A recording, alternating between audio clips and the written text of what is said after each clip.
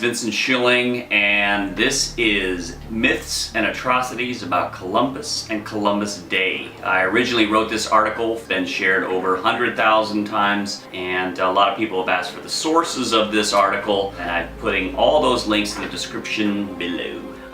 This video is not for the young ones. There are some very disturbing accounts that are very, let's just say, adult related. Columbus Day is the second Monday of October every year, and some communities celebrate Indigenous Peoples Day, but we're going to be talking about Columbus Day, the man who supposedly discovered the United States. And Columbus Day was conceived by the Knights of Columbus, which was a Catholic fraternal organization in the 1930s because they wanted a Catholic hero. Franklin Delano Roosevelt signed the day into law as a federal holiday in 1937. A huge portrait of Columbus still sits in our nation's capital today.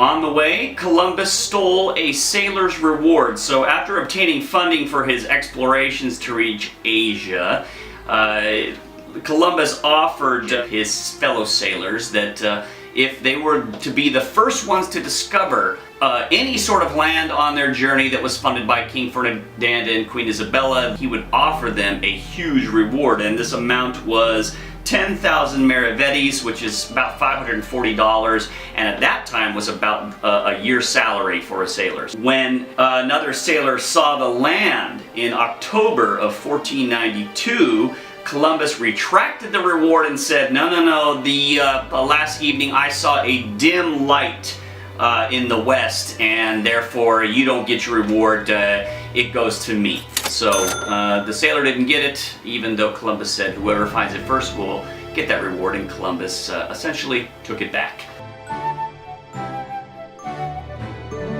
Columbus never, ever landed in the upper 48 states. Ever. Never. Never. Ever. Never made it anywhere above Florida. Ever. Never even went even into Florida or anywhere else. Columbus quite literally landed what we now know as the Bahamas, and later Hispaniola, present-day Haiti, and the Dominican Republic.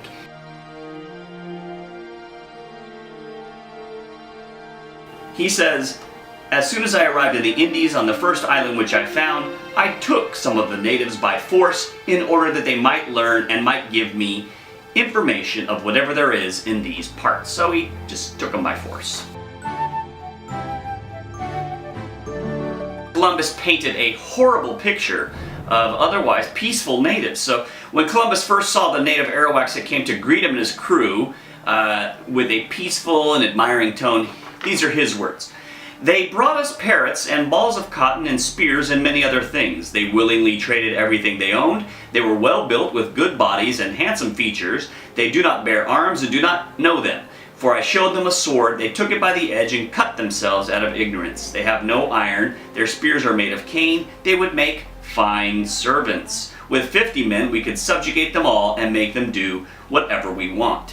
So after several months of being there, Columbus's writings changed a little bit in order to appease those he was trying to, let's just say, they're funding his trip, so he's got to make it sound good for him. So he says, after several months being there, 2 natives were murdered during trading. So Columbus, who had otherwise described the natives as gentle people, wrote, "They are evil. I believe they are from the island of Caribbee, that they eat men." He also described them as savage cannibals with dog-like noses that drink the blood of their victims, and this is still taught in schools today. Columbus's men were rapists and murderers, and this is documented, not just an assertion. This account is by a close friend of Columbus who wrote the first disturbing account of a relation between himself and a native female gift given to him by Columbus. "When I was in the boat, I captured a very beautiful Carib woman, whom the said Lord Admiral gave to me, and with whom, having taken her into my cabin, she being naked according to their custom, I conceived desire to take pleasure. I wanted to put my desire into execution, but she did not want it, and treated me with her fingernails in such a manner that I wished I had never begun. But seeing that, to tell you the end of it all, I took a rope and thrashed her well, for which she raised such unheard of screams that you would not have believed your ears. Finally we came to an agreement in such a manner that I can tell you she seemed to have been brought up in a school of harlots. In addition to raping and taking the women at will, Columbus's men were also murderers, and there are several accounts by many different writings. Spaniards were testing the sharpness of their blades on native people by cutting them in half, beheading them in contests, throwing natives into vats of boiling soap, accounts of suckling infants being lifted from their mothers' breasts by Spaniards, only to be dashed headfirst into large rocks. Bartolome de las Casas, a former slave owner who became Bishop of Chiapas, described these exploits. He saw the atrocities and eventually changed his ways and was horrified by what he saw. And you can find many of his writings all over. So he says, "Such inhumanities and barbarisms were committed in my sight as no age can parallel. My eyes have seen these acts so foreign to human nature that I now tremble as I write." Columbus enslaved people for the pursuit of gold. So because he had told Queen Isabella and King Ferdinand that he'd be finding all this gold that he didn't find, essentially he was given 17 more ships and 1,200 men for his next expedition. However, he was unable to deliver, so he forced natives to work in gold mines until absolute exhaustion, and those who opposed were beheaded or had their ears cut off. They also had their hands cut off. In fact, during these expeditions, all persons over age 14 had to supply at least 1 thimble of gold every 3 months and were given copper necklaces as proof of their compliance. Those who did not fulfill their obligations had their hands cut off, which were tied around their necks while they bled to death. Some 10,000 native people died without hands. In 2 years' time, 250,000 Indians on Haiti were dead. Many deaths included mass suicides or intentional poisoning, or mothers killing their babies to avoid such persecution.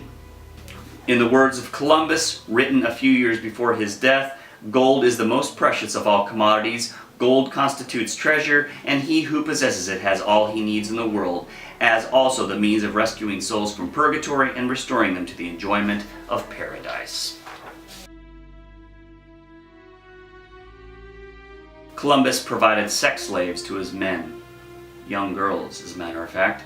In addition to putting natives to work as slaves in his gold mine, Columbus also sold sex slaves to his men, some as young as 9 years old. Columbus and his men raided villages for sex and sport. In the year 1500, Columbus wrote to a friend, "100 castellanos are as easily obtained for a woman as for a farm, and it is very general, and there are plenty of dealers who go about looking for girls. Those from 9 to 10 are now in demand."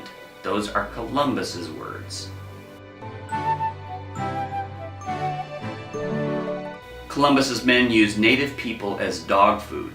In the early years of Columbus's conquest, there were butcher shops throughout the Caribbean where Indian bodies were sold as dog food.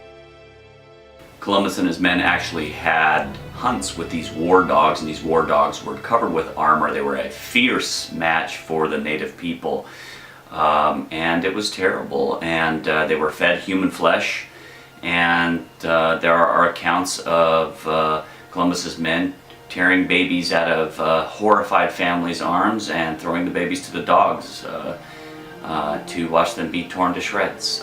It's unimaginable. Columbus was taken back to Spain in shackles. He was arrested for his behavior by the governor at the time. Columbus was essentially forgiven for his crimes. He was pardoned. Thank you for watching. This is Vincent Schilling. I appreciate it very much. If you have any questions, please feel free to reach out to me on Twitter, and I'll be glad to do the best I can to respond. Hope the best for you and your family. Much love. Thank you.